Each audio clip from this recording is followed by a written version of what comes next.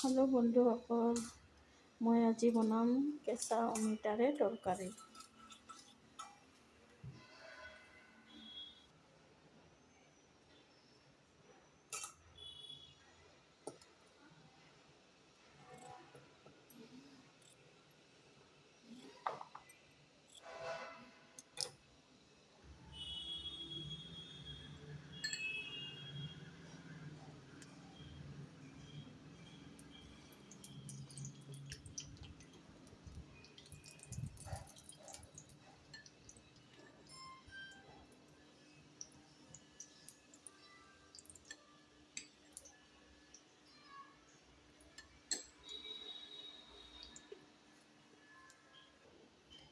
ইয়াতে অকণমান দিম পাঁচফোৰণ,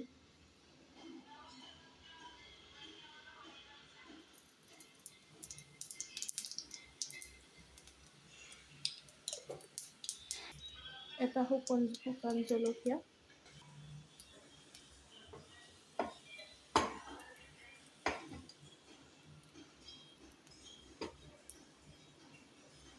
অকণমান আদা গ্ৰেট কৰা।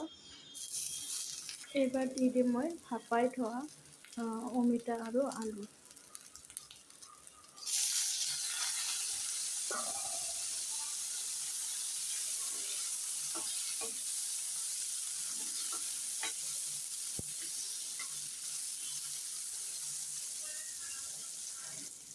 লগতে এইবাৰ মই দিম হালধি,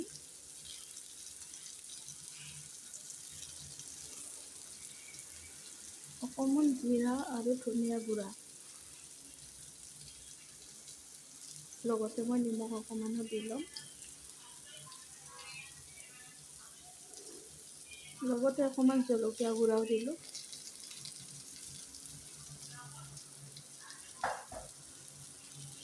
ভালকৈ মিলাই ল'ম এনেকৈ।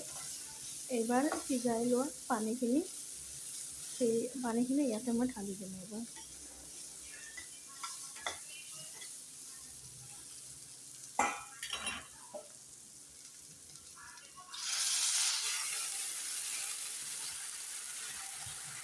লগতে মই আৰু অকণমান পানী দিম, দি পেলাই ঢাকনিখন দি থ'ম, তাতে আপোনাৰ নিমখ চমকবিলাক ভালকৈ সোমাব।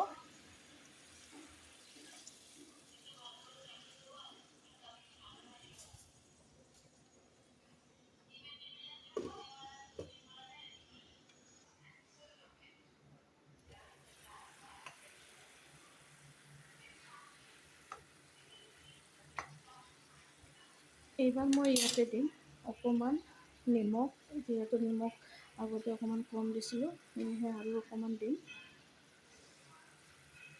এনেকৈ অকণমান দিম মই চেনি অকণমান দিম, কাৰণ অকণমান মিঠা হ'লে ফ্লেভাৰটো আহে। বন্ধুসকল, আপোনালোকে জানে সকলোৱে বেলেগ বেলেগকৈ ৰন্ধাৰ মেনু বেলেগ বেলেগ থাকে। তো মোৰ আজি এনেকুৱা মেনু আছিল, মই এনেকৈয়ে বনাওঁ। আপোনালোকে যদি বনায় বা কেনেকৈ বনায় অকণমান জনাব দেই, কমেণ্ট কৰিব। মোৰ এইটো একদম ৰেডি হৈ গৈছে তৰকাৰীটো, এইবাৰ মই নমাই দিম। একেবাৰে ৰেডি হৈ গৈছে, কাৰণ সিজি গৈছে। ইয়াতকৈ বেছি সিজি গ'লে মানে গলি যাব, সেয়েহে এই মুহূৰ্তত মই নমাই থৈ দিম। আপোনালোকৰ যদি ভালে লাগি থাকে এই মেনুটো, তেতিয়াহ'লে জনাব দেই এবাৰ। আজি এই আছিল বলুচ ব্লগে অমিতা তৰকাৰী, বাছ এই আছিল মেনু। আজিলৈ আহিছোঁ।